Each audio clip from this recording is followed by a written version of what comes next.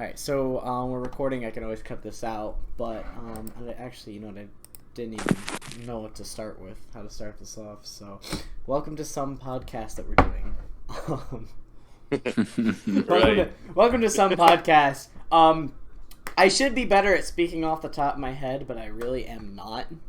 So, I guess we're just going to be talking about sports and stuff randomly today, since it is currently August 31st and we're in the midst of the NBA playoffs. We thought, what a better time to talk some basketball.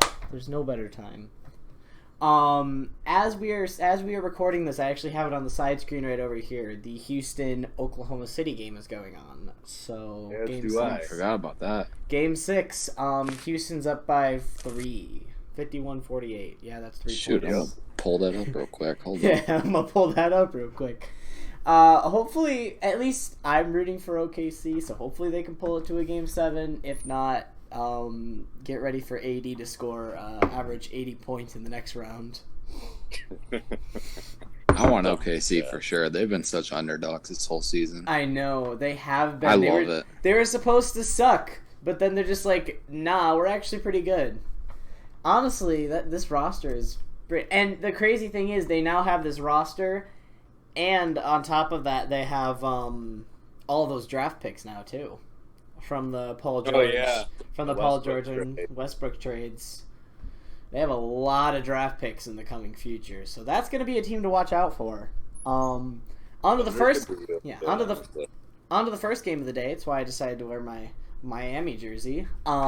Jimmy Buckets went off for I have it right here. Jimmy Buckets went off for his playoff career high 40 points in an 11-point Miami Heat victory over the Bucks in game 1. So I thought this might be a mismatch. Not as much as in the Heat are a better team, but the Heat have a lot of shooters. And the Bucks are known for relying on interior defense more than perimeter defense. So they are going to have to really clamp up on the Heat on the outside if they want a chance in this series. I really think Heat will give them a run for their money, honestly. I do. Also, one of the final plays was a very sloppy turnover by Giannis after they had gotten the ball back. So, I don't know. It's going to be an interesting series, and from right here what I'm looking at, it looks like Chris Middleton actually had 28 points. They're going to need him especially to be huge in this series. I missed most of the game because I was at work for most of it. But from what I've seen from Miami, a lot of young talent, a lot of guys who can play. Adebayo's had an outstanding year this year. Mm-hmm. Duncan Robinson has been pretty good. You also got Tyler Herro. They got some young guys. They just got to put it together. Yeah, exactly. And if they can put it together, like right here, right now, they will have a shot in the series. It's a very interesting matchup that I was looking forward to. I was very much looking forward to. And like I said, game 1 might not even mean anything. I mean, they lost game 1 to the Magic. So they might just they might just be the new Raptors, because I remember there was like a string of years where the Raptors just always lost game 1 for some reason. It's a strategy. It's a strategy. Lose game 1, make yourself look better. Game 1, win the rest. Exactly. But no, so that's an interesting series. The other second round series that we have going is Raptors Celtics, which it's a good matchup. I love this matchup. It is a good matchup, but Raptors look awful. They looked awful. But the thing is, the Raptors have 2 losses in the playoffs so far. Or not in the playoffs, I'm sorry. 2 losses in this bubble. Both of which are blowout losses to the Celtics. So, honestly, I was at work too, so I was kind of back and forth in between watching the games. But I don't know if they really fully... Because Is Tatum playing the 3 or the 4? I want to say 3. Both, doesn't he? I think he plays both, but... He would have to be. I think he's going to be more versatile in 3, especially now that I would assume he normally plays 4 when Gordon Hayward's there, because Gordon Hayward typically plays 3, right? Well, Hayward's out. I know. That's what I'm saying. He might get more minutes at the 3 spot. Do the Raptors have the Raptors 3 is Anunoby, right? No, or is he a backup? Because I don't know who is guarding Tatum is my big thing. It doesn't even look like he had a big game, though. It looks like all around they just have so many guys. But I don't know. Who is going to be the best guy to guard Tatum on the Raptors then? If he's playing the 3. Because if he's playing the 4, it looks like he's going to be flip-flopping between Anunoby and Siakam. Or Siakam, yeah. Which, honestly, Anunoby is probably the best bet to actually stop Tatum. Or Hollis Jefferson if they play him more. Yeah, I just know Anunoby's has some pretty good defense. So, I mean, let's see what he. I mean, yesterday he was 50% shooting, with 21 points. So that's Tatum-like numbers, but. Yeah, they list Tatum as a power forward on here, so. Yeah, the biggest thing, they're probably not going to be able to stop Tatum fully. The biggest thing is going to be clamping down on Kemba. Mm-hmm. You have to stop Kemba. It's honestly like, it takes me back to like, I think it was 90, when it was the Bulls versus the Pistons. The Pistons were like, all right, Michael Jordan's going to do his thing. We're not going to be able to stop him. But if we stop his help, that's our shot at winning. If we lock down Scottie Pippen, if we knock Scottie Pippen around, that's our chance. That is what the Raptors are going to do. His thing, but stop everybody else. That's right. At all costs, and you got to work better. You gotta work to get cleaner shots. That was the one thing I noticed while I was watching that game, is they were taking shots that they probably shouldn't have. They should have been. The Raptors are like one of the best ball movement teams I've seen this year. Use that to your advantage. You guys have such great chemistry.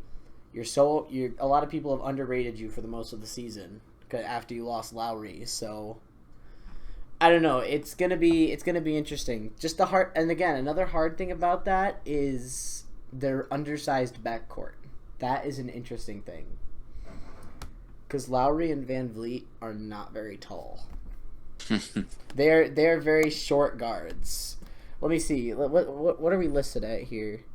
No, but I guess they're in better position than Houston, who doesn't have any.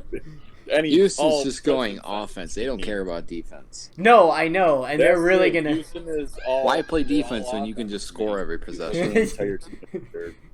And that is the one thing that the Lakers don't have very much of, is defense, especially perimeter.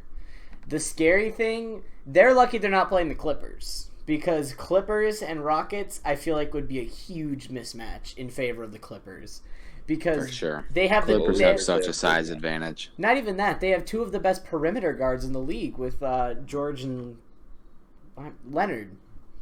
Those really anything is a mismatch. Is a mismatch for Houston, because they don't have any big man presence. They expect Russell Westbrook to get all the rebounds, and I mean, I love him and all. He's a great point guard, but he's not going to be rebounding over any 7-foot centers. You know what I'm saying? Oh no! That's what I was saying. I was saying it would be either the Clippers' favor. The Clippers would definitely have a favor over them, but as far as the Lakers, it's all dependent. If AD scores 50 a night, they're gonna probably win the series. That's the same with everything, but he's gonna definitely need to score a lot, which he'll have the chance to. I'm even looking at the Rockets lineup right now, and I think they have PJ Tucker on Steven Adams. So that's not good. That's not good. PJ Tucker acts as their center. He's the only. How tall is he? How tall is he? I don't know. It's not significant. It's like 6'8" or something like that. Probably. Might be their tallest dude on the team. Exactly. All right, so back to the whole short backcourt. We're 6'5". Over like what, 7'1" Anthony Davis? Yeah, something like that. Oh God. Okay, so Van. Covington's taller than them. Yikes. That's bad. That's not good. Back to the Raptors No. problem though. Yeah, Van Vliet is 6'1" and Kyle Lowry is 6 foot. So they have to get perfect shots. They can't shoot over people. I mean, they can, but that's really going to leave you in a bad position. Well, that's where ball movement comes in. And Exactly. I haven't watched a whole lot of Raptors games because I keep working early shifts. Thanks, Walmart. But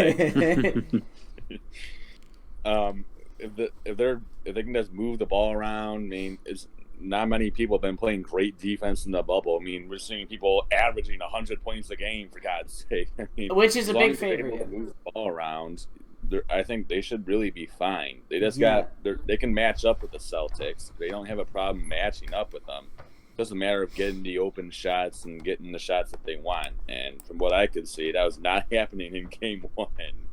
No, it was not. They were not getting the shots they wanted. They were basically dribbling around a screen. Someone would still be there, but they would expect it to be open, so they'd instantly pull up. But someone would be right there, and it's hard to shoot over a guy when you're only 6 foot, which is weird because I'm short, so I know how that is. Trying to shoot over someone that's taller than you. That's basically anyone. That's basically anyone at this point. Or like playing basketball with like Zach or something like that. Oh God. Oh, God. Dylan, I don't think you were there, Dylan, but it was when I was visiting in March. We went to Griffin's house. It was Javin, Zach, and I versus Griffin, Joe, Cade, and someone else. Oh my goodness. Oh, and Jacob Kennedy. Owen Kennedy. Dude, I cooked. I cooked Kennedy on one play. It was actually funny. Dude, that was so much fun because it was so cold, and we were just like, nah, we don't care. We were just playing and having fun. Cade freaked me out, though. I was not expecting Cade to go as hard as he did. I got the ball, and Cade like ran from halfway down the driveway to right up on top of me, and I'm like, okay. Hey, how about that effort, though? But we could use that.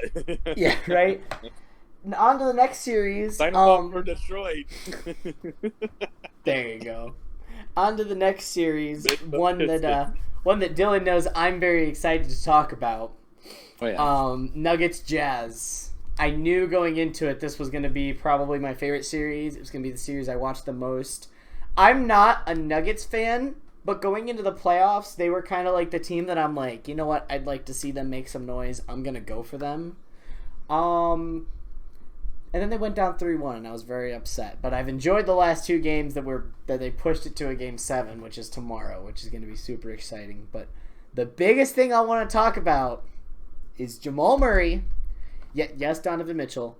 But my biggest thing, I'll get to you in a minute, Donovan. My biggest thing is I heard so much before the playoffs started and throughout the bubble, I heard so many people say Michael Porter Jr. is the second option on that team. And I'm like, why are you... I mean, Michael Porter Jr. is good. Don't get me wrong. No disrespect.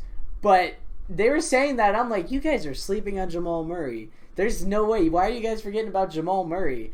And then he comes out into the playoffs, has two 50-point games, and pretty much wills his team through Game 6, or Game 5. Game 6, he just played spectacularly. But Game 5, it was pretty much a one-man show near the end. He just willed them through that. I was The watching issue it. really that I see for the Jazz is Donovan Mitchell literally has to carry the team. He has to do everything. Yeah, I mean, they have Mike Conley now. Let him get a little bit more into the offense. You can't have Donovan Mitchell taking every shot. The Nuggets are going to know what you're going to do. I mean, yeah, and Conley did pretty good on his game back in Game 4 when he came right when he came back. What, he scored like 28 points, I want to say. He was the team leader in points, I think, that night. So they need to get Mike Conley in. I'm looking at the stuff for Game 6, and Donovan Mitchell had 25 attempts compared to 13 for Mike Conley. And that was the second most on the entire team. You can Mike tell. Conley. You can tell. Clarkson with 14. You can tell they've set So, pretty much half as much. They've set the coaching game plan to play through star. I think they're just missing Bogdanovich. They really are missing Bogdanovich. And honestly, games 2 and game 3, I They're just think lacking that second option. Mike Conley needs to be more involved in the offense. We've seen him play with Memphis; he was fine. I mean, now he's back. I mean, if he's able to really be able to make a difference, I think the Jazz will easily be able to knock off the Nuggets in Game 7. Don't get me wrong; Nuggets are very, very good, but the Jazz, with Donovan Mitchell, is obviously an absolute all-star. And if you can see Mike Conley go back to what he was doing with the Memphis Grizzlies, which made him an all-star, it's going to be pretty hard to stop. Because as much as I am not really a big fan of Mike Conley, when he is like making shots on offense, the guy is unbelievable. he looked pretty good in game 4. The biggest thing, like I said, another big thing is going to be just seeing their shooting, because Clarkson off the bench has been if he has a really good game, they can easily take game 7. If they can basically, like you were saying, if they can have someone else score besides Donovan Mitchell and score consistently, they should win that game. Another hard thing is Rudy Gobert in this series has not looked that great. I mean, he's had his moments. He's had his defensive moments where he's been really good, but he's really had not very many offensive moments. Pretty much any offensive moments. He's primarily a player. I know. But you do. He does need to get. I mean, we got somebody like that. Rudy Gobert is more of just a defensive anchor. You expect him to make all the defensive plays and carry your team on that side on that side. And if he makes an offensive play every once in a while, great. Yeah, but that's the thing. He fully really hasn't made very many defensive plays. It's either he hasn't made very many defensive plays, or the offense has just been much better. Because I mean, I guess you could vote that crazy spin move by Murray was just Murray being amazing. But I saw him get, and again, he's not a perimeter defender, but I saw him just completely get cooked by by Murray outside. I think he was just dribbling it out, and he just took a huge step back and swished it. But honestly, even in the interior, it's like I feel like the Nuggets I've seen get a good bit of dunks and all that, and just I don't know, I haven't known he's there. Like typically when I watch a Jazz game, I know he's there. I see him. I know he's making big plays, but I don't know. I just haven't seen really any big plays, which really really hurts the momentum and kind of rhythm of the Jazz. I think they need that big body play. But I don't know. I think disaccuse whoever that was on that play. Oh, I'm like half watching it. I don't know. I just feel like he needs to step up and make bigger plays to get the Utah Jazz going. And if he can make big plays, the Jazz, honestly, they just need a second option. They just need somebody else that they can count on that isn't named Donovan Mitchell. Pretty much. Dylan, you have any other thoughts? They have that, then they're good. Mm-hmm. Exactly. You get another person, like you said, another person who can consistently score and who they can count upon to get something going on the offensive end. They're in very, very good shape. Exactly. Now, Nuggets are pretty good, but if you have someone else that you can count on, they're in very good shape. No, for sure. Dylan, you have anything to add to that? No. All my lines are being stolen. We keep just taking everything. All right. There's nothing left to talk about. Come on, guys. All right, Dylan. You can take the next one. We'll start talking about this. How screwed are the Philadelphia 76ers? On a scale of 1 to 10. The beginning of the end for them. I mean, I really think at this point they're going to start imploding. Joel Embiid is already on social media saying, or he saw Jimmy Butler's game today and said, "If," and Jimmy or something too good, something like that. When's his contract over? I don't know. What's his contract looking like? Honestly, I think he's gone. Smart. You could just trade him away and get like a bunch of good picks. I know Ben Simmons' extension is kicking in next year for 6 years or something like that.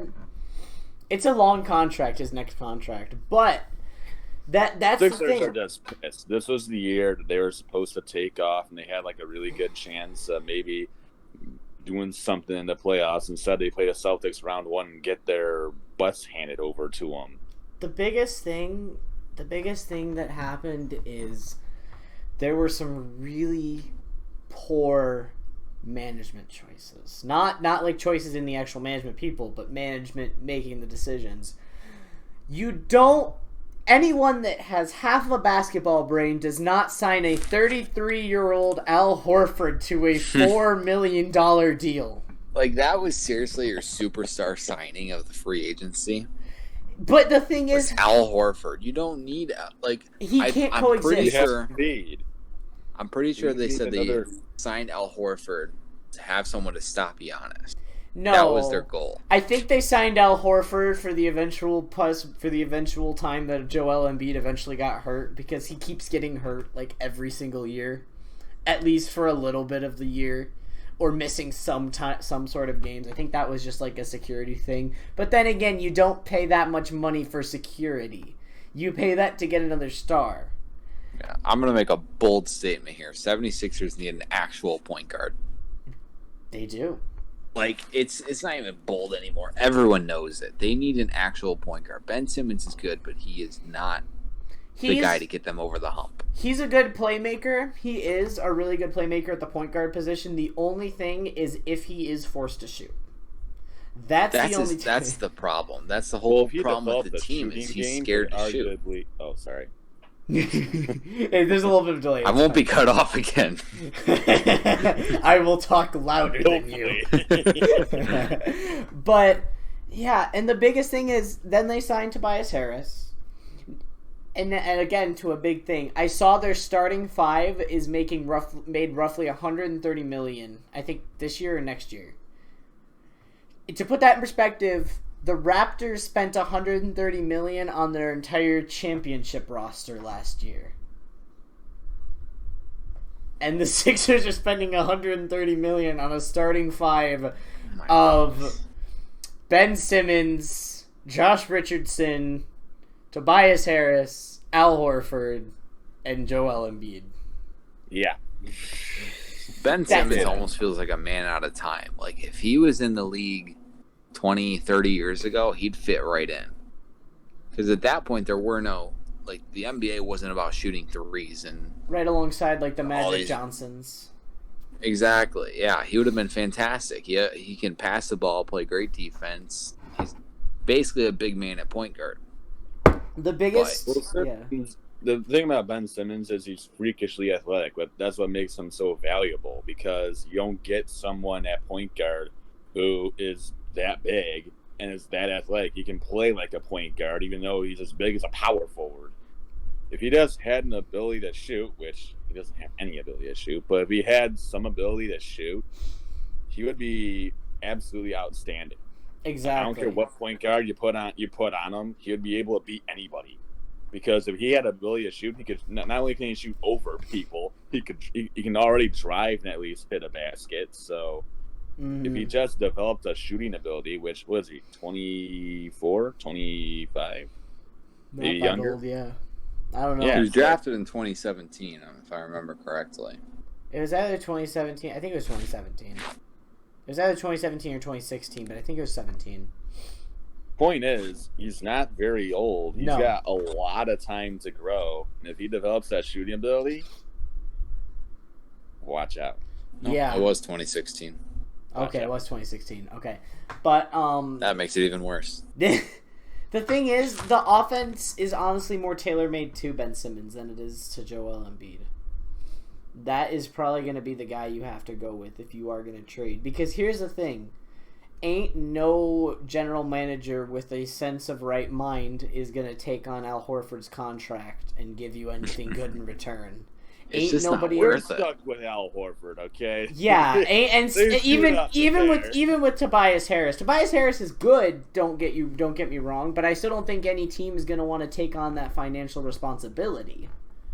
So they're pretty much stuck with those two. Those two are probably going to be there for a while. So now you're left with good. You have a big contract. No, exactly. At least he can play. Horford's just old and Exactly. I don't think Harris deserved as much money as he got, but it's not a terrible signing. It's good at least because he's good. I gave him the money. Yeah, I was about to say they gave him the money. He's good. I don't know if he's worth the money, but he's good. But so you can't trade those two. So you pretty much have to trade either Embiid or Simmons, and honestly, Embiid is probably going to be your best bet. Well, yeah, you already know, and Simmons hates Philadelphia. So, and obviously he's an outstanding player. Mm-hmm. So you can get a lot of stuff for Joel Embiid. And hey, Houston doesn't have a center. There you go. And Simmons contract is long, so they already got him locked down. So the best bet would be to trade Embiid. Now, here's the thing. What are you looking for in return? Are you looking for a star point guard? Are you looking for someone who can play? What are you looking for specifically? Well, big thing about Philly is, Ben Simmons obviously is not a shooter. So if you're going to trade away your big center, you signed Al Horford, so you can make him plausibly your center. That's what I'm thinking. Tobias Harris is more of a small forward, power forward kind of guy, but either way, you can put him at whatever spot. I think Philly really needs a shooting guard who can who has the ability to shoot and get points in the offense. Well, Josh Richardson isn't a terrible shooting guard. If you trade away Embiid, I can see this. I can see them trading away Embiid, sliding Horford down to the 5. Ben Simmons is a positionless player, except for the 2. Don't make him play the 2. That's literally called a shooting guard. No. He doesn't. But so he can play either the 3 or the 4, and Tobias Harris, whichever he's comfortable with. Basically, those two could lock up the 3 or the 4. So now he can also run point if need be, if he just needs to distribute. But if you want to get him some points, go ahead and throw him down the 4. He can swap out. So I think, yeah, you're right. That best bet would be a good shooting guard with maybe a role-playing point guard.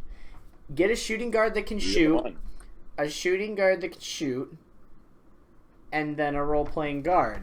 I'm thinking, they don't really have a shooting guard, but if you make a small deal, I know he's not someone that everybody loves, but if you do get like Alonzo Ball, who's really good, who's really good at making assists, he's not a very versatile scorer. He's a fantastic passer. He's a fantastic passer. Imagine him throwing lobs to Ben Simmons. But that's all the reason why I don't think the Pelicans will give Lonzo away, because now that they have Lonzo and Zion paired up, and Brandon Ingram, he just won. He actually Ingram's just won. That would be a really good. I like Ingram Bam a lot. got That would be a nice deal. Yeah, Bam got robbed. got robbed so hard. Brandon Ingram was pretty good, but I think Brandon Ingram. Good, but he wasn't Bam. I think Brandon Ingram had the benefit of having the spotlight playing with the Pelicans, because now the Pelicans are in the spotlight because they have Zion. I feel like the NBA is just trying to force the Pelicans into the spotlight. Oh no, they very much are. They very much are. The Pelicans dropped. No one wants it. Of course, they're in the NBA spotlight.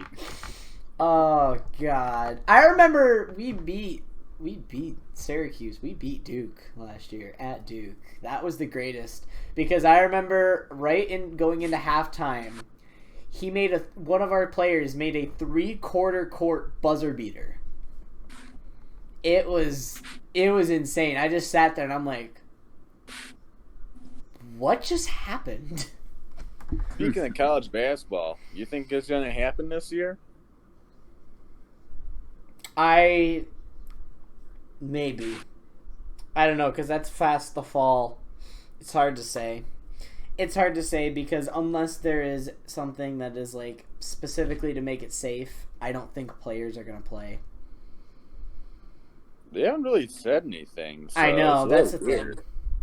They've already said something about college football, obviously. Actually, isn't there a game playing right now? Probably. They had the first game yesterday or the day before or something. Dylan's depressed. I think there's maybe BYU or something. Oh wait, no. Ohio State's here, man. It's a different day. Hey, there's no Michigan either. Don't worry, Dylan. I made sure to keep it in the background for you. I was so excited for this season. Yeah.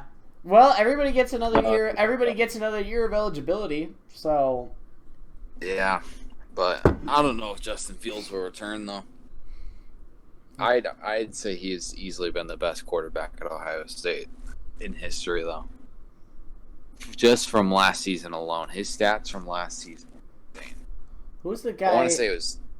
Who was the guy? 50 touchdowns, 2 interceptions. Who was the guy before that? Barrett. Wasn't there? Barrett, was there not? Was there? I thought there was a period between Barrett and Fields. I might just. Be Dwayne Haskins. Haskins. Haskins was good too. We don't talk about Haskins. Oh, okay, just like we don't talk about John O'Corn. Got it. Just like it wasn't Haskins even as good as Ohio State. He just. No, it wasn't. It wasn't Justin Fields Haskins' level. fault. It wasn't Haskins' fault. It was your guys' defense that was terrible that year. You guys gave Maryland like 50 points. Then they stole our defensive line coach, and look what happened to their defense last year. There you go. Back to basketball. Back to the crap show that is the Philadelphia 76ers. Back to the crap show known as the Philadelphia 76ers.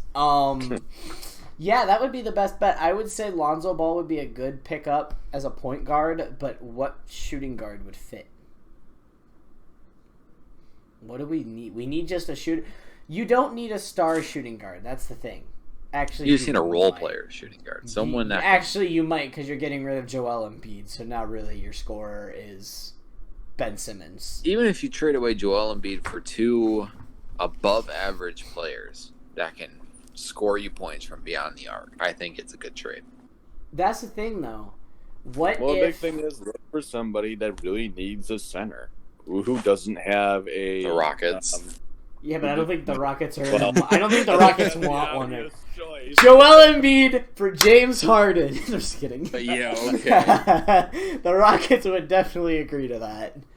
But Totally. no. But the thing is, it's like I almost wonder if they can, with some of their, smaller guys. They did get rid of a lot of their draft capital, but with some of their smaller guys, if they can get like Alonzo Ball without having to give up anyone huge.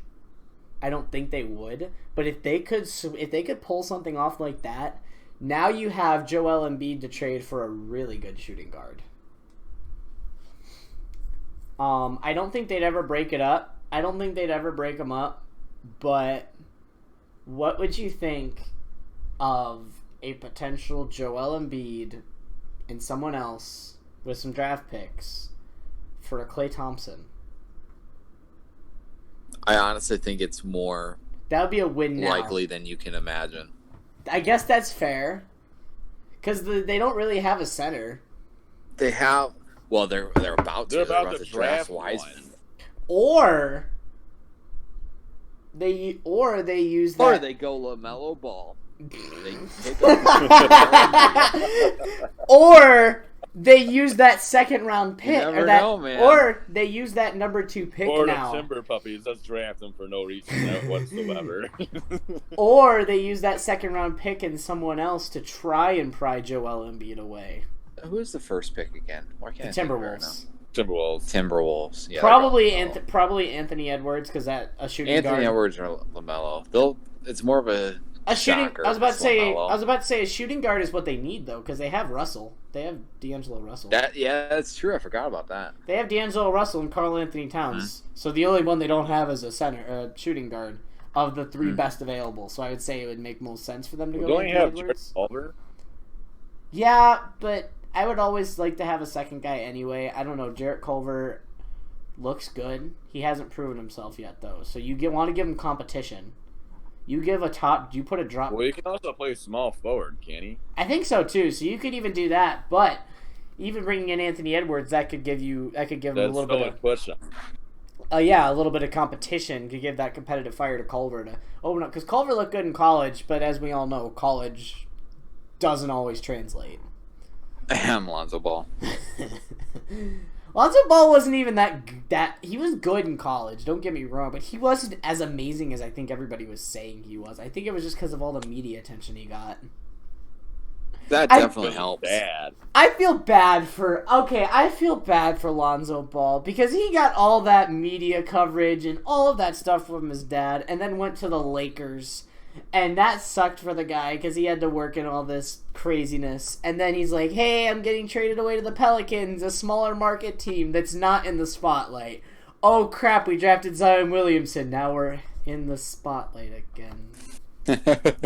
I think he'll thrive in a place where the spotlight isn't on him. So maybe don't take him to Philadelphia, because I think that would not be good for him either. Because all the headlines right now are on Philadelphia. And unpopular opinion, but I think Brett Brown gets... Okay, Brett Brown is a bad coach. Don't get me wrong. I'm not denying that he's not a great coach. But I think he's getting way too much of the blame. I don't think he deserves as much blame as he's getting for the destruction of the 76ers. Well, They just don't have the pieces that they need. They're lacking really shooting. They're not a horrible shooting team, but they don't. Ben Simmons is not a shooter. It's not ideal to have your center as your best shooter. And then there's Tobias Harris. It's the only real shooters they have on the team. Exactly. Dylan, who would you go? What kind of shooting guard would you go out for? Who would you go for? Off the top of my head, I can't think of anything, but like I said, an interesting deal would be Klay Thompson. But the thing is, could work more than people think. Who would he have had to a horrible start to this season because he didn't play, but Oladipo. Yeah, but is Indiana really willing to give up Oladipo? They don't really need a center. They have Miles Turner, and then they have Domantas Sabonis as a power forward.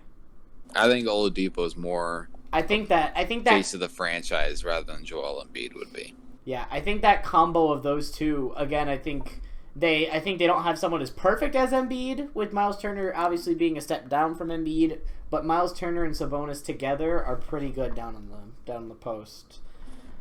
The thing is, Draymond Green is just getting the bonus. Yeah, Draymond Green is just getting old. Draymond Green is just getting old. Draymond is just a hothead who thinks he's everything.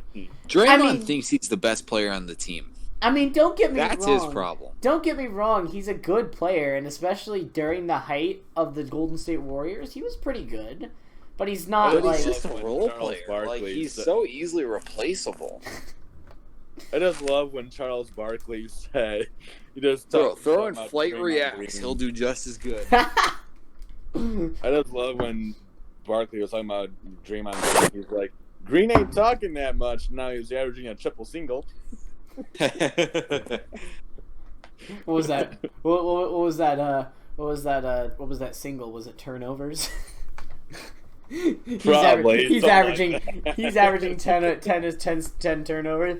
My friend texted me yesterday. He's like, in my career, I just averaged a quadruple double: 20 points, 10 rebounds, 10 steals, and 10 turnovers. And I'm like, I don't think you want 10 one way of doing it. That's an optimistic point of view. Triple double, just throw it out of bounds 10 times. There we go. We're good. That game actually 21 comes out this Saturday or this Friday. That's interesting. 2K21. I've forgotten. Dylan's like, all right, I guess I'll finally upgrade. Dude, I put 2K17 back in last week and started playing again. I'm like, wow, this game is like, it was only a few years ago, and we thought the graphics were so good at the time. They are garbage. Yeah, that's the case for all the sports. It's bad though, because like I said, now I run 2K20 and now eventually 2K21 off my PC. So I might actually get 2K21.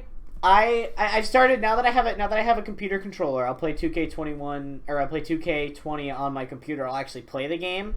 I used to just use it for like doing fun rebuilds or weird simulations and all that, and I would play 2K20 my career on my Switch. It's really not very good. Why would you do that to yourself? It's not very good on the Switch. Because I didn't want to pay for it on the PlayStation. So I barely use my PlayStation 4. And I'm probably not going to get a PS5 or a Xbox Series X or whatever. I just use my PC. It's like I don't have enough. Honestly. Yeah, I don't have enough games. There's not enough games coming out for those two consoles that make me like want to drop $600 for it. Is basically my point of view. At least for right now. PlayStation does have a good lineup coming though. No, it does. I'm interested to see how that Avengers game goes. I think it'll flop. I mean, Spider-Man was pretty good. Spider-Man was not. Have you seen the Avengers gameplay? It looks rough. Yeah, that is the one. It'll be fun for about 2 weeks. That's it. It'll be fun for 2 weeks. Oh God! All right. Oh, you have to see when we buy it, right? So, fun thing. I was watching a video the other day, and it was talking about what are the 5 hardest teams right now that are gonna have the hardest rebuilds. And number 1 was the Pistons. So, well, we have Blake's fat contract, so that's a start. So, moving Part of the forward, problem right there. Moving forward, Guy never plays, gets hurt all the time, and we're paying him $30 million a year. moving forward, what is the best way to proceed with this? Now that we dropped all the way from the 5th pick to the 7th pick. Thanks, New York. Well, the only Travel back in time, thing you take can Derrick really Rose get back at to his 7, prime and Blake Griffin back to his prime. Then we're good to go. That would be actually... Imagine if we had them both in their prime, though. Unfortunately, Blake is not. There's no way we're ever going to be able to trade Blake somewhere. Yeah. Unless he can stay healthy, it's completely worthless. No, we can go back in time. Yeah, we'll go back in time, and we'll have Derrick Rose and Blake Griffin in their prime. We'll still have Drummond and Harris. So now we have a starting lineup of Derrick Rose. Some Bring shoot. back Lambeer while we're at it. Bring back Lambeer. Just knock some heads around. Lambeer would not survive this league. None of that team would survive in today's age. Not because he's bad, but because he would literally... He would foul out every... He'd foul out for 2 minutes. He would get a flagrant 2 within 2 minutes of every single game. He would just be out of there. Oh my gosh, that would be sad. I would like Joe Dumars. Dumars was a really good defensive shooting guard who could also, actually shoot. So we've been talking a lot about the teams that are playing right now, but you also got the Lakers and the Clippers. They don't have teams yet. What do you think they need to do to get to the championship? Honestly, look at the Lakers. Well, first off, the Lakers, their role players need to step up.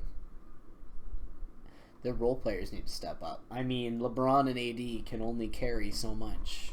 We know that LeBron and AD will play well. They will carry. They'll score a lot of points. It's really a matter of how the other players do, and especially how their bench does. If their bench can outperform the Clippers bench, they're set.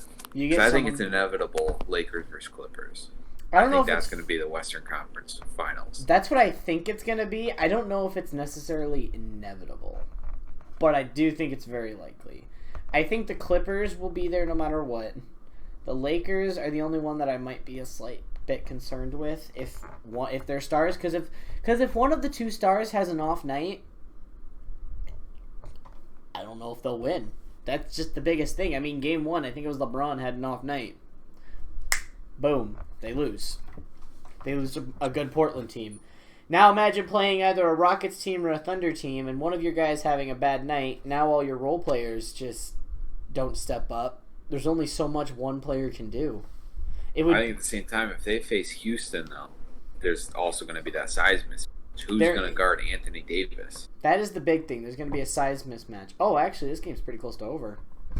OKC's up by 2 currently, 91-89. Well, not at the point I'm at. Oh, okay. Well, are you behind me or above me? In front of me? Are you at 549? Oh, you're way ahead of me. No, it's 607. But yeah, no, that's the biggest thing is that size mismatch. I don't know what they're gonna do about that. And even their center, because the thing is, Anthony Davis doesn't even play center. He plays power forward. You still got big body Dwight Howard out there, who obviously isn't his former glory. How did I even forget about Dwight Howard? Yeah, Dwight Howard's there. It just slipped my mind. They got Joe. Having an actually decent year. Yeah, and in Shaq's terms, they got JaVale McGee. Okay, I just love that. that beef. Who doesn't like JaVale? Just always every time he does get to hear JaVale McGee. Who doesn't Dude, like? Remember when JaVale actually got really upset about it? Oh my gosh, they got pissed off at each other. They hated each other. The whole Warriors team turned on Shaq. I don't know, for you guys who are watching this, there's a really good YouTube channel. I don't know if you guys watch it. I think I've talked to you about it. They renamed themselves, but they were SB Nation. They do a lot of really interesting videos. They have different series going, basically. They have, my two favorite series are, my three favorite series, there's actually four. Okay, they have a beef history one, which literally just details all the big major events in a two players beef, which they have a video on JaVale McGee and Shaq. They have a rewinder, which basically is it shows all of the little things that happened up to a very iconic moment, like Santonio Holmes' game-winning catch in the Super Bowl against the Steelers, or against the Cardinals. It talks about everything leading up to that moment. You have Collapse, where it talks about how a good team falls from contention. They have They have a collapse on the Red Wings and the Pistons of 2004. So those are hard to watch. And then they have Untitled, where they talk about how one of the a great player somehow didn't win a championship. Like Randy Moss. They have one on Randy Moss. They have one on Charles Barkley. The poor guy. But no, that's where I got that from. It's a really interesting one, but they have one on JaVale McGee and Shaq, and I just remember JaVale McGee saying, "Keep your nuts out of my mouth." But he used a peanut emoji instead of just saying nuts. It just said, "Keep your peanut emoji out of my mouth." But no, back to the Lakers. I think it is very likely that it'll be Lakers-Clippers. And I want so badly to pick the Clippers, but I feel like it would just be so wrong to have the Clippers in the finals. It just feels something about that. Doesn't feel right. It feels weird still. They're like one of those cursed franchises. It's the same thing with the Bucks. They're a great team, but it still just feels weird to have them going to the finals. At least the Bucks have a championship in their franchise history. At least the Bucks have it. For the Bucks, they need.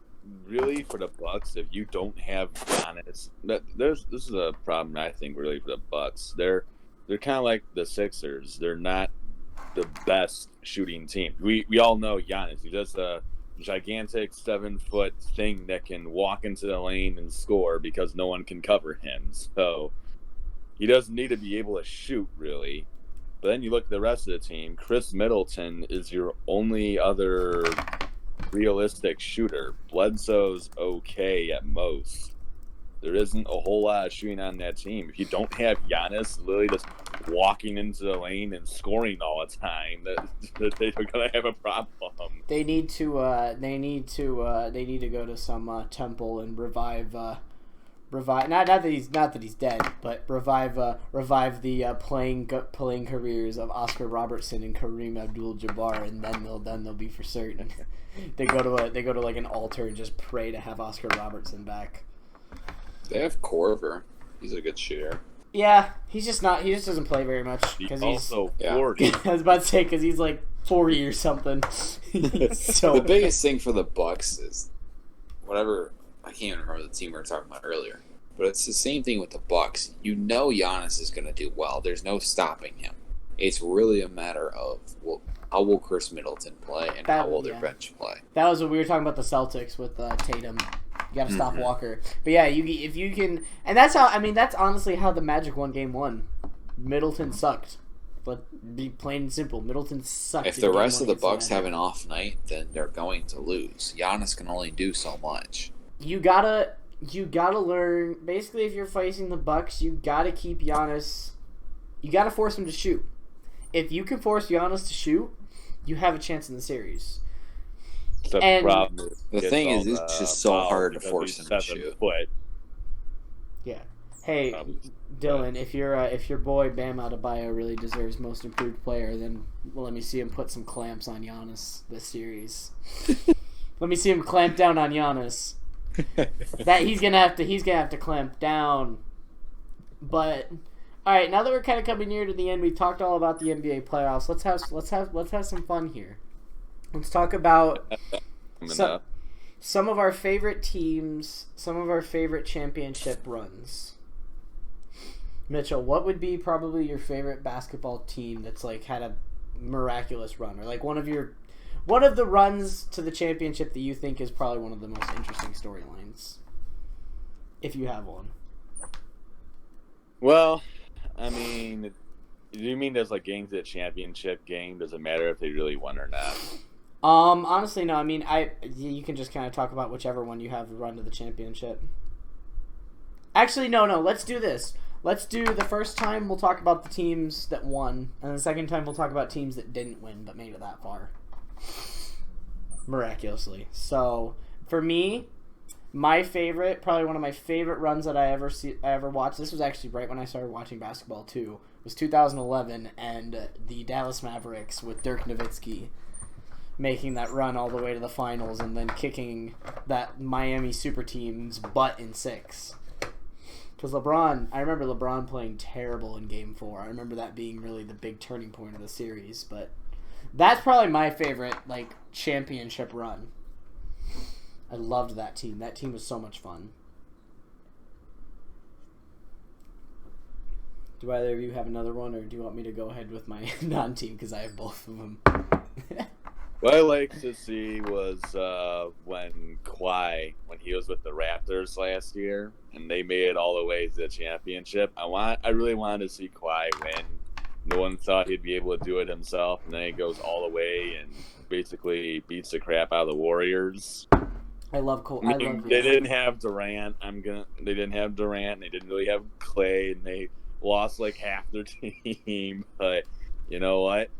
They still won, and doesn't matter if you have a trophy. That's really all that matters. Brought a championship to Toronto.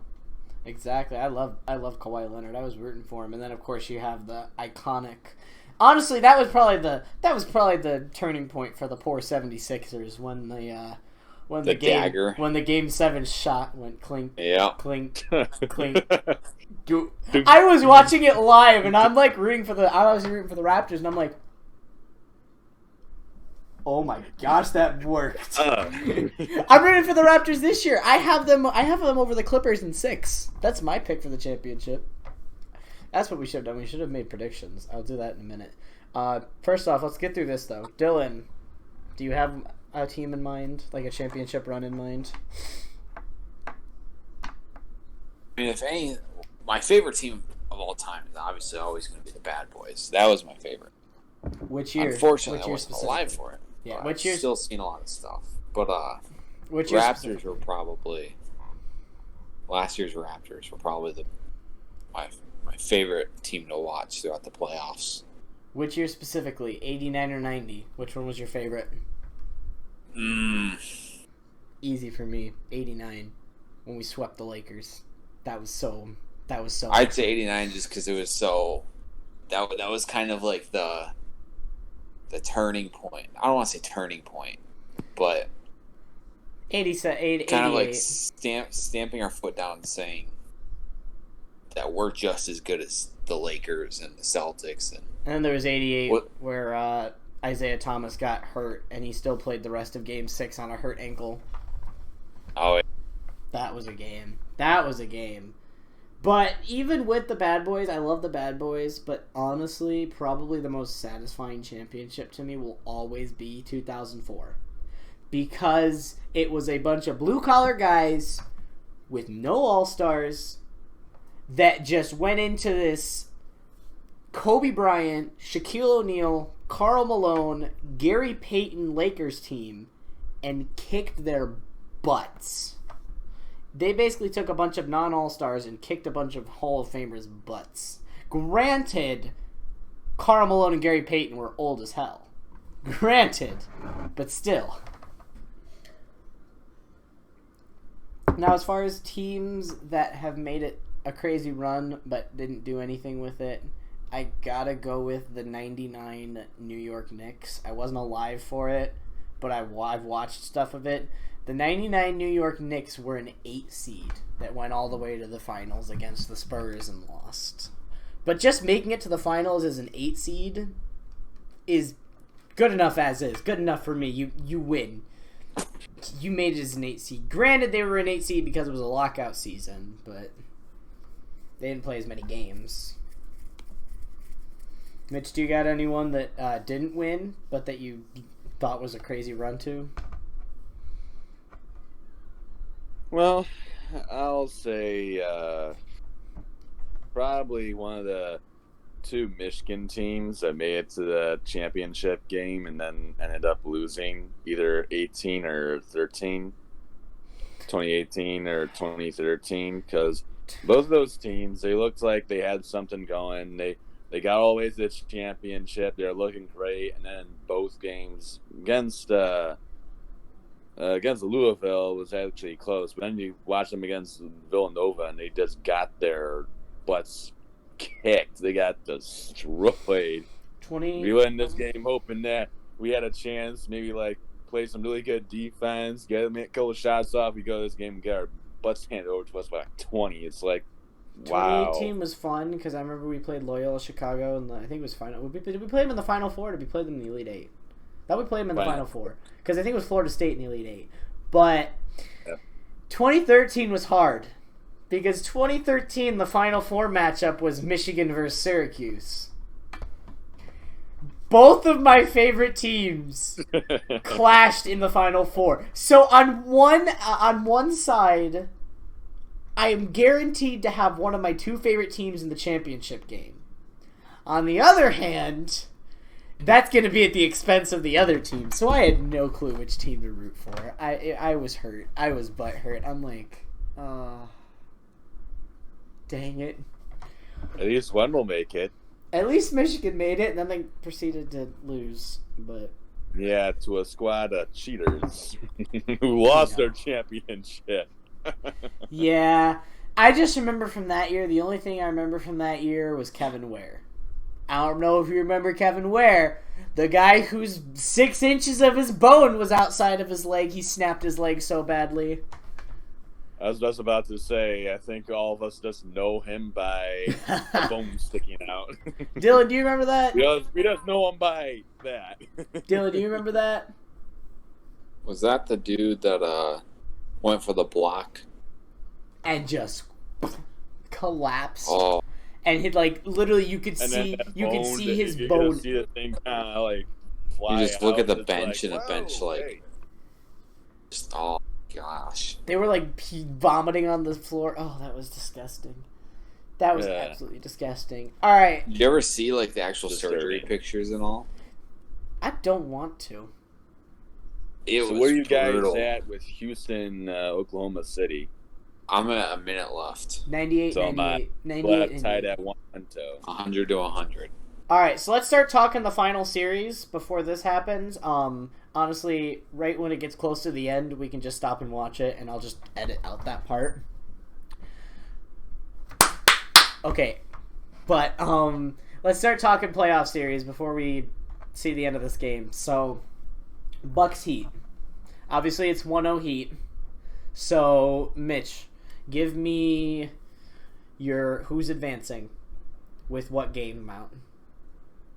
You know, I love Miami. I think they are a great team. They have a lot of talent, but I think the Bucks are going to pull it off just because Giannis is a guy who no one seems to be able to cover. And Chris Middleton if he's able to shoot well and he's able to knock shots down, it's gonna be hard really for anyone to stop him. I think they'll pull this off. It'll be really close. I'm thinking it's gonna go to like a game 6 or a game 7. Okay. Most likely game 6. Yeah. All right. I think we're gonna freeze for a second and watch the end of this game. But before we freeze, I just want to make it known that Russell Westbrook did in fact just completely airball that shot. Mitchell's talking. I'm trying to listen to him, and I look over here. I just see, dope. But all right, back to this. So, bold prediction: Celtics in 5. Mitch. Unlike Dylan, I think this is going to be a very, very closely contested series. Yeah, the Raptors look horrible in Game 1, but I think the Raptors are going to get their crap together in Game 2. They're going to figure some things out. They look terrible against the Celtics. That wasn't the normal Raptors team you ever really see. So I think in Game 2, they're going to figure some things out. I think they'll be able to pull off Game 2, but I think this will be a very, very close series throughout. I just don't think the Raptors will have enough in the tank. I'm taking the Celtics in 7. Okay.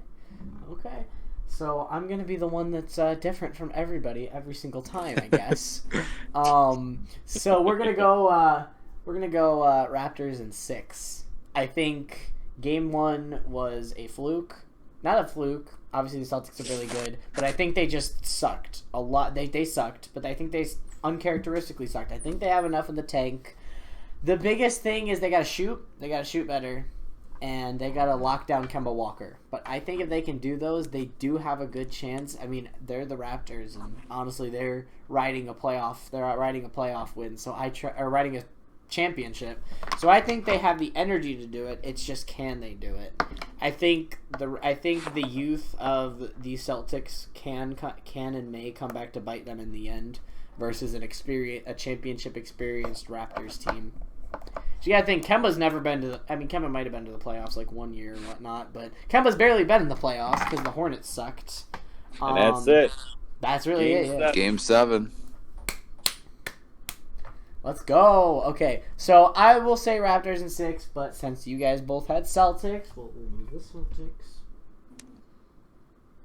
All right, so now we got to go to the other side of the bracket. We got to get the second round series ready. So got both games. I was about to say, so Game 7, Thunder versus Rockets.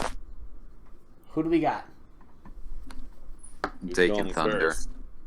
Okay, I guess we'll go there. Okay, Mitch, go first. And then we'll have you explain Thunder. We'll have you explain Thunder in a minute. You already said the Thunder, so. Oh, did you say Thunder too? Dylan said Thunder. Well, I know, but we're taking Thunder. I was about to say we're all saying separate teams. So, Mitch, what do you got? Who do you got? You know, I love OKC. Okay, I've loved them since day one.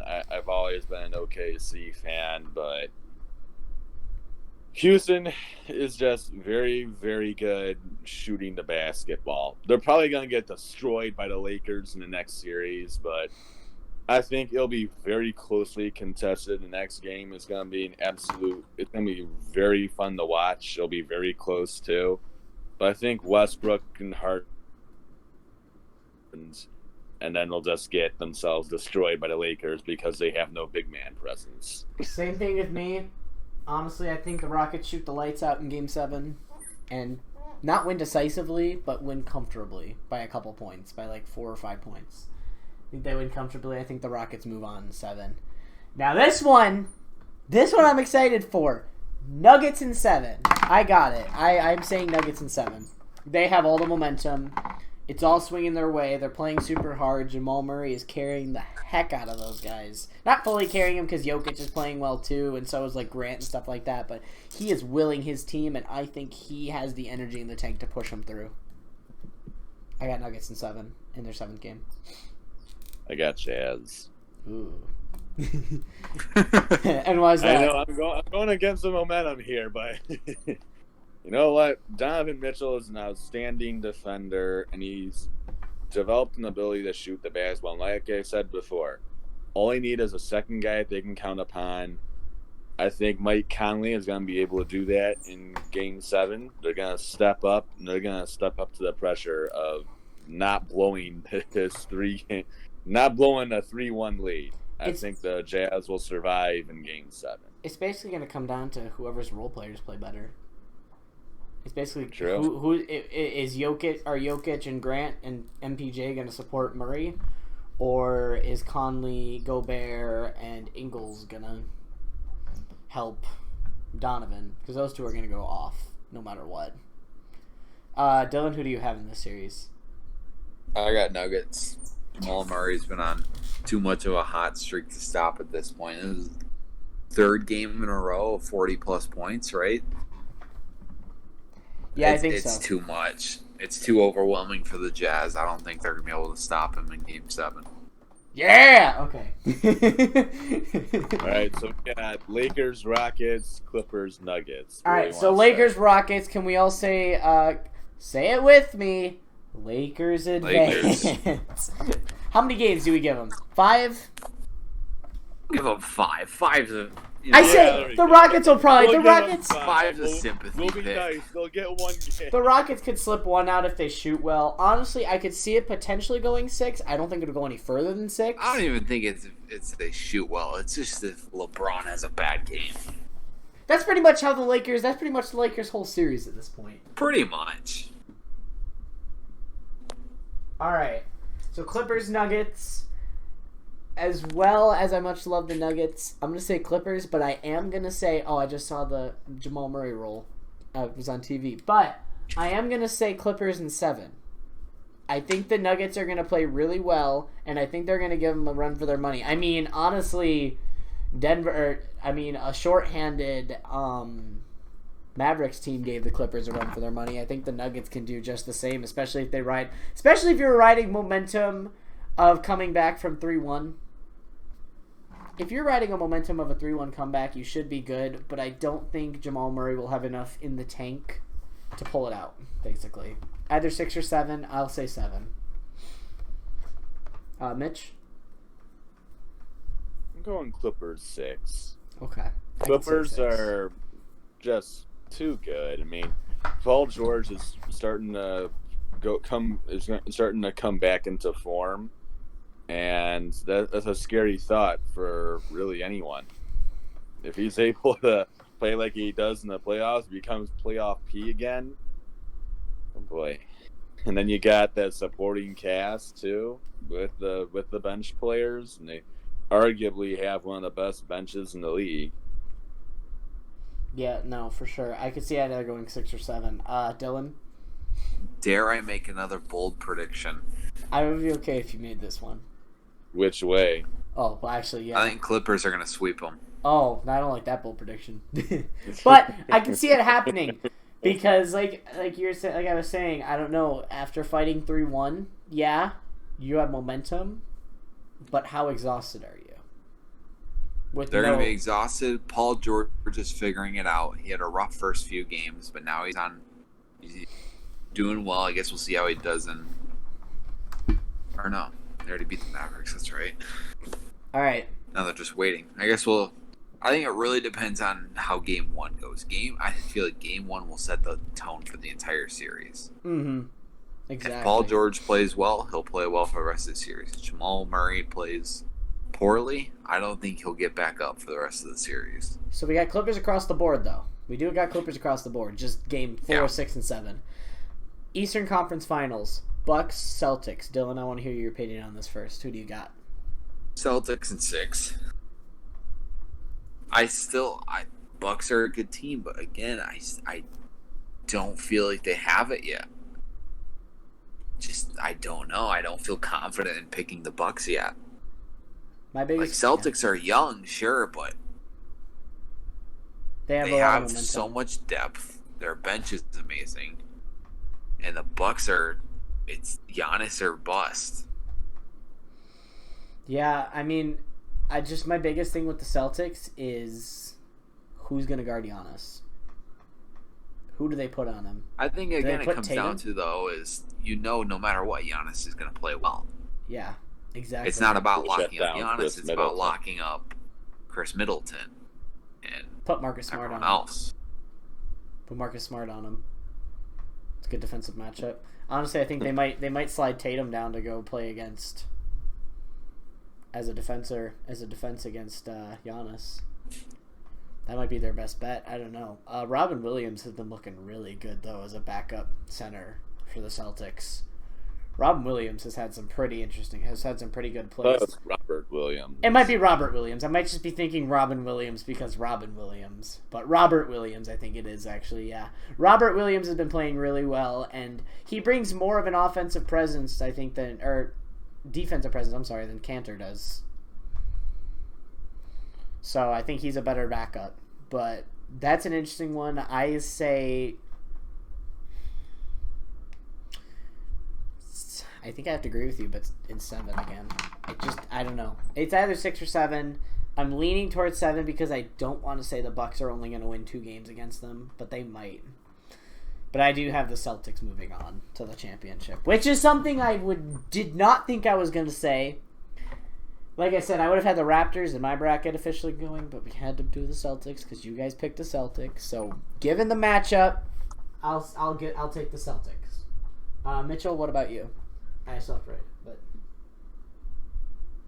I think Boston's gonna start off a little slow in this series. I think they're gonna lose either like the first 2, but I think they're gonna figure it out at that point. They're gonna come back hard and they're gonna just blow the Bucks right off the court, and they'll win it in 7. I want to start the next one. Clippers, bold statement, in 5 over the Lakers. Clippers in 5. Yes, they don't have anybody to guard 8. Yes, they don't have anybody to guard AD, but they are going to lock up that perimeter so hard.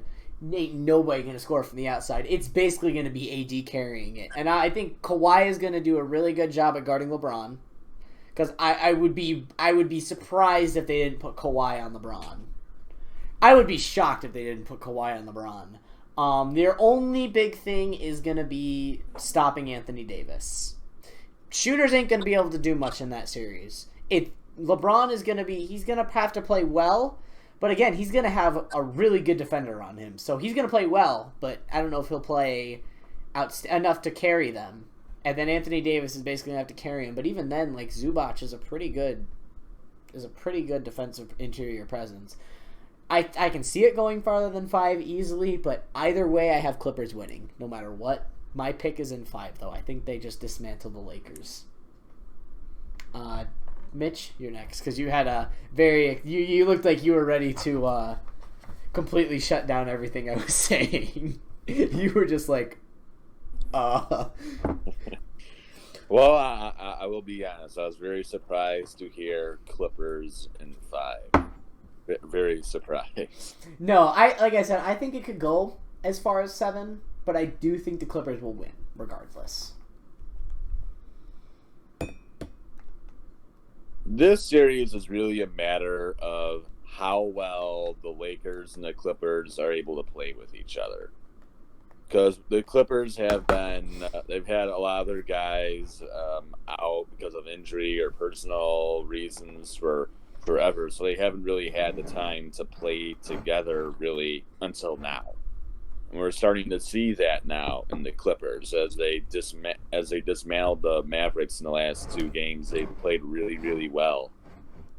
I'd say if the Clippers are able to start playing like that and they can get that chemistry going, they can throttle the Lakers easy. But I don't think the chemistry is there just yet. I think they will pull this off in 7. Very, very close series. Oh, you got the Clippers. Okay. Dylan? Clippers in a close game 7. Fair enough. I want to start this next I think no one. matter what, it'll be a great series. I want to start this next one with another bold statement. Clippers sweep the Celtics. Ooh. Sweep the Celtics. Because, again, Tatum's going to play against Kawhi. Paul George is going to lock down the outside, whether he's playing Brown or Kemba Walker. they don't have as good of an interior presence. I mean, I think honestly Daniel Tice and Zubac are kind of equivalent.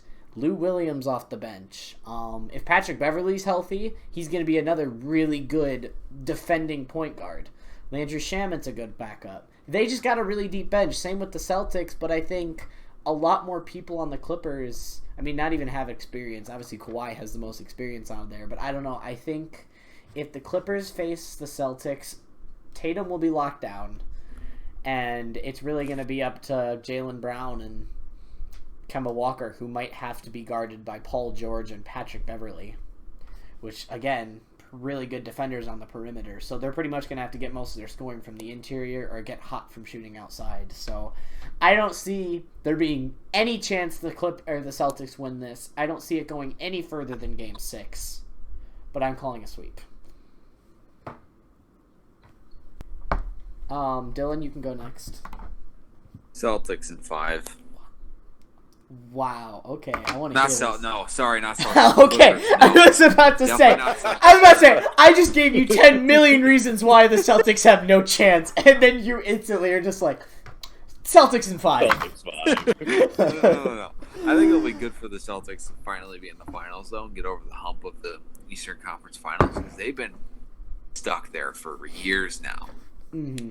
Whether it has been LeBron or Kawhi or any of that, they've been stuck at the Eastern Conference Finals. So I think it'll be good for them to finally make it over that hump. But I don't think they're ready yet. I think possibly next year or the year after, that'll be their year. But I think for now, they're too young. They don't have the experience. Mm-hmm. And the Clippers are just too good. Kawhi is doing really hot. He has the finals experience and all of that. So... Exactly. All right, Mitch, you're up.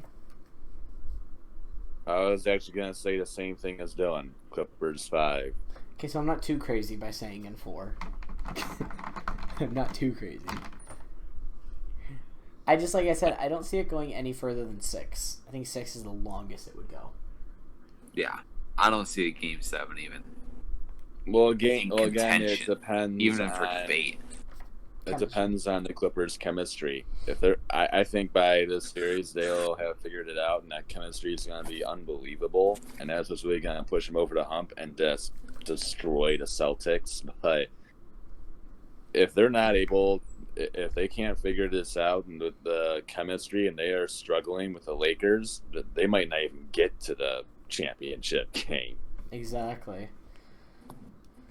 But if we do have everything going as we've expected, we have the Clippers as our undisputed champion. I don't think any of us rooted against the Clippers or picked against the Clippers in any series that we had them in. We all picked them to beat the Nuggets, we all picked them to beat the Lakers, and we all picked them to beat the Celtics. So they are definitely undisputedly the champion. Now, here's the thing. Is there any Eastern Conference team you think could beat the Clippers if they got there? If they played well enough, maybe the Bucks. If they can get Chris Middleton is a outstanding shooter, and Giannis is impossible to guard. So if Middleton is just able to get this unbelievable talent to just make every shot he can get, and Bledsoe is able to just be a complementary piece, that's going to be a pretty hard team to knock off. I mean, not to mention Brook Lopez is around, who's not a bad center. I mean, even then, Kawhi Leonard did clamp up Giannis last year, so that would be an interesting rematch to see Giannis versus Kawhi again, this time on the finals stage. But I think for sure be an interesting rematch. Exactly. But I think that's it for this one. This was a longer episode, but I'm definitely gonna edit some parts down because of us stopping and watching the Thunder game. Which, Game 7, that's going to be exciting, but I don't know. I'll have to see kind of when the best time next time to do this is, when we have more information to talk about. Maybe start a football season when that rolls around. We can start. Absolutely, I'm looking forward to that. I know Dylan is waiting for. He knows his basketball, but he knows his football way more. Than his know my football like it's my son. Like I don't have yet. Like football is gonna be those two's expertise. I mean, they know a lot about I just know a lot about history of basketball. Basketball I know a lot more about than I do football. But That'll be You interesting. definitely have the basketball edge on me, but Yeah, just a little bit. my But whole life is football. All I do yeah. is follow football news. exactly. But that's it for this episode. So that was fun. But I don't really know how to end this, so I'm just gonna hit the end of the record button, and that's how it's gonna end.